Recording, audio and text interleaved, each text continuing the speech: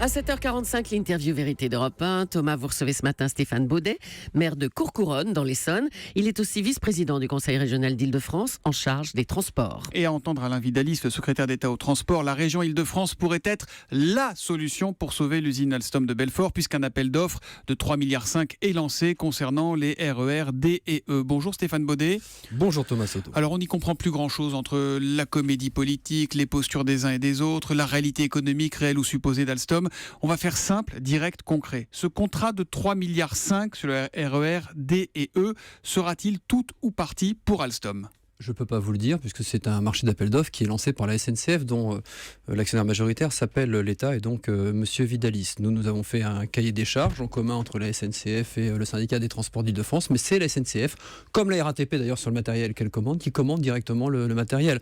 La région Île-de-France... Si l'appel d'offres est fait un petit peu sur mesure, c'est le résultat auquel on devrait arriver quand même. C'est un résultat auquel on peut essayer d'arriver en fonction des spécifications techniques que l'on donne, mais nous ne sommes pas nous décideurs. En fait, nous sommes décideurs, nous, du nombre de trains que l'on va commander et du rythme auquel on va les commander. Ensuite, on demande aux opérateurs RATP et SNCF de bien vouloir les commander pour nous. C'est leur boulot, c'est comme ça que cela fonctionne. Et en l'occurrence, c'est un sujet pour Guillaume Pépi et pour Monsieur Vidalis. La région, elle est au rendez-vous. Il y a aujourd'hui 12 milliards de trains qui sont en cours de commande sur des marchés déjà validés, et pour Alstom et pour Bombardier, je le dis parce que pour Bombardier, qui est un groupe canadien, les constructions se font en France, donc c'est important. Et il y a 10 milliards de commandes nouvelles entre le RER NG que vous venez d'évoquer, sur le E et sur le D, nouvelle génération, voilà. Pour les RER B, pour les nouveaux métros, donc 10 milliards de commandes qui vont être lancées dans les années qui viennent. Alors, mais c'est aux opérateurs de faire ces choix. Ce qui est important, Stéphane Baudet, c'est le futur. Qui vont être lancés ? Vous êtes maître du calendrier. On sait qu'il y a urgence pour l'usine Alstom de Belfort. C'est pour quand cet appel d'offres ? D'abord, sur l'urgence sur l'usine de Belfort, je rappelle quand même à Monsieur Vidalis qui était ici hier qu'à Belfort, on fabrique des trains de fret et pas des RER, déjà pour commencer.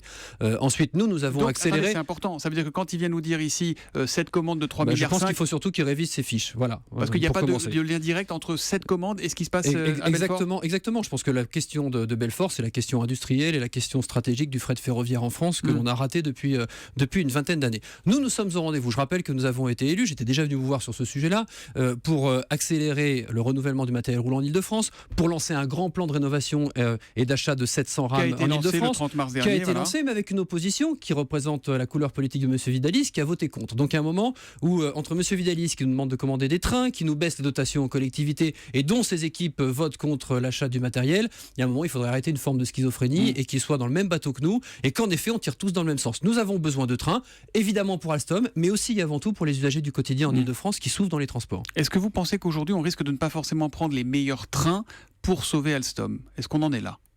Non, ça je pense pas. Je pense que la question ne se pose pas comme ça. La question elle se pose, mais je fais référence au discours qui là aussi était une hérésie totale du président de la République avant-hier. Ce qui se pose à nous, c'est la question des contingences en matière de code des marchés publics et national et européen qui ouvre à une concurrence qui parfois est faussée, qui parfois est difficile, mais dont nous ne pouvons pas nous exonérer. Donc M. Hollande nous dise à la télé il faut acheter français très bien, mais qui nous en donne la possibilité dans les règles qu'il édicte lui-même. Voilà, nous devons apporter des commandes à Alstom, c'est ce qu'a dit François Hollande avant-hier. Vous subissez au Conseil régional des pressions? Il y a des coups de fil du gouvernement depuis quelques jours, depuis que toute cette affaire Alstom a éclaté ? Non, absolument pas. Puis on n'a pas à en avoir. Enfin, encore une fois, le syndicat des transports d'Île-de-France a émis un souhait de commande. La SNCF doit faire cette commande. Le marché est lancé, le marché est en cours et il n'aurait rien de pire alors que les Français attendent. Quand pour ce marché ? Quand est-ce que... Octobre. Mais il n'y aurait rien de pire au moment où les Français attendent de la probité de la part des élus qu'on se mêle d'un marché qui est en cours. On respecte la loi.